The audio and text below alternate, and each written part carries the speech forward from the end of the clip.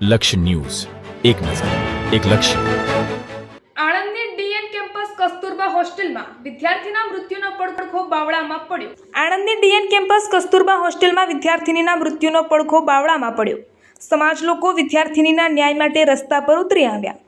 આણંદની DN campus Kasturba હોસ્ટેલમાં વિદ્યાર્થીનીના મૃત્યુનો મામલો બાવળા મામલતદારને આવેદનપત્ર આપી તપાસની માંગ કરાઈ. આણંદના ડીએન કેમ્પસ ખાતે આવેલી કસ્તુરબા હોસ્ટેલમાં ફતેપુર ગામની 11 સાયન્સમાં અભ્યાસ કરતી ધરતીબેન તારીખ 2/3/2026ના રોજ ગળે ફાંસો ખાધેલ હાલતમાં મળી આવી હતી. પરંતુ પ્રાથમિક દ્રષ્ટિએ ઘટના સ્થળની પરિસ્થિતિ જોતા જે ઊંચાઈ પરથી ગળે ફાંસો લગાવવામાં આવ્યો હોવાનું કહેવાય છે ત્યાંથી પગ જમીને અડતા હોવા છતાં આવી ઘટના શક્ય ન લાગે તેવી ચર્ચા ઉઠી છે, જેના કારણે યુવતીનું હત્યા કરીને બાદમાં લટકાવી દેવામાં આવી હોવાની શંકા વ્યક્ત કરવામાં આવી રહી છે.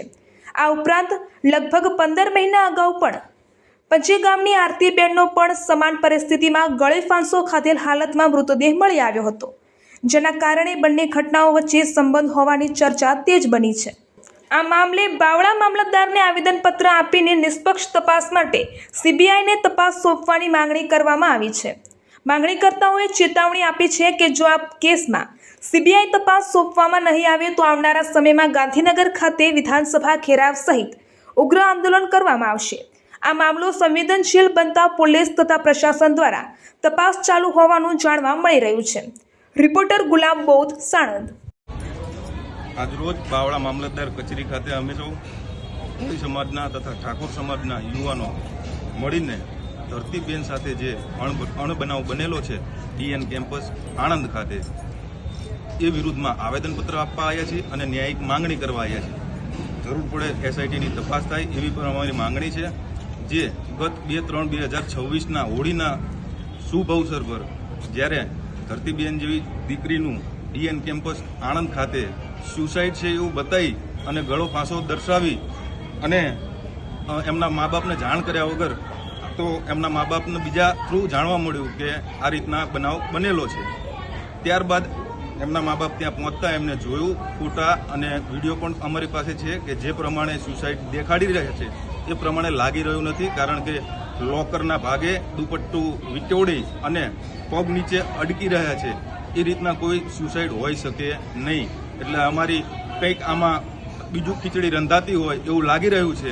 એટલે ડીએન કેમ્પસ વિરુદ્ધ પણ અમારે જે કરવું પડતું હશે એ સૌ સમાજના લોકો ભેગા થઈને કરશું. જો શોર્ટ સમયમાં આમાં ન્યાય અમને નહીં મળે તો અમે ભવિષ્યમાં ટૂંક જ સમયમાં ગુજરાત બંધનું એલાન પણ આપવાના છીએ અને ગુજરાતના ખૂણે ખૂણે ઉગ્ર આંદોલનો પણ કરવાના છીએ. જય કોળી સમાજ. હું શૈલેષ મેર, રાષ્ટ્રીય યુવા અધ્યક્ષ.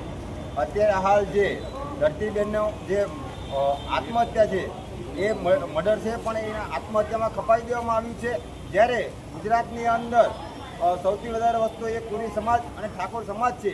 જો આગામી સમયમાં ધરતીબેનને ન્યાય નહીં આપવામાં આવે તો આ સમસ્ત ગુજરાતના કોળી સમાજ દ્વારા જેમ બગદાણાની અંદર જેમ આખા ગુજરાતની અંદર આંદોલન ચલાવીને એસઆઈટીની તપાસ કરવામાં આવી હતી, તેવી જ રીતે જો આ ધરતીબેનને ન્યાય અપાવવામાં નહીં આવે તો હવે આ ગુજરાતનો કોળી સમાજ અને ઠાકોર સમાજ જો ગાંધીનગર વિધાનસભાનો ઘેરાવ કરવાનો થાય તો પણ આ કોળી સમાજ તૈયાર છે.